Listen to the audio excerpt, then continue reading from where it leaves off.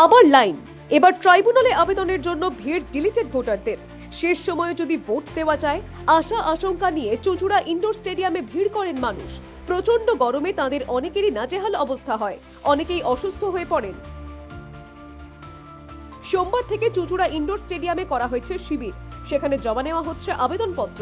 সকাল থেকে আবেদনপত্র নিয়ে শিবিরে আসেন নাম বাদ পড়া ভোটাররা। ঘন্টার পর ঘন্টা লাইনে দাঁড়িয়ে থাকতে হয় তাদের। আবেদনপত্রের সঙ্গে কি কি দিতে হবে সে সম্পর্কেও অনেকের সুস্পষ্ট ধারণা নেই।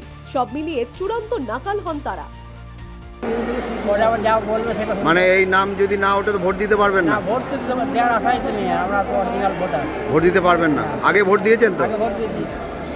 বলতে আমার মা নিজে 2002-এর ভোটার, আমার দাদু দিদা দুজনই 2002-এর ভোটার। তারপরও আমার মায়ের সমস্ত কাগজপত্র দেওয়ার পরে মায়ের নাম ডিলিটেড। কোর্টের এপিড থেকে শুরু করে আমার দাদুর পয়সা থেকে শুরু করে সমস্ত জমা দিয়েছিলাম। আজকে মায়ের ডিলিটেড, মায়ের অপারেশন হয়েছে বলে আমি এসেছি। সকাল 9টা থেকে লাইনে আছি, কোনো রকম ব্যবস্থা নেই। জলের বোতল আনছি। কি জমা দিচ্ছেন? এটা আমি ওই আপনার একটা দরখাস্ত জমা দিচ্ছি, সাথে এমুনারেশন ফর্ম আর যে সমস্ত ডকুমেন্টসগুলো আছে সাপোর্টিং সেগুলো জমা করেছি। নার্ভের প্রবলেম আছে। হ্যাঁ, এই যে বলতেছে যারটা এর জমা দিতে হবে, তারপর তো ফোন করে আনছি, কি করব? প্রথম তো আমি একলাই আইছিলাম যে আমি জমা দিয়ে দিলাম, বলতেছে যারটা এই দিতে হবে। কাগজপত্র থাকতেও, সঠিক কাগজপত্র থাকতেও মানুষকে ফালতু হয়রানি করছে। এগুলো যাতে হয় সেগুলো একটু দেখার ব্যবস্থা করুন।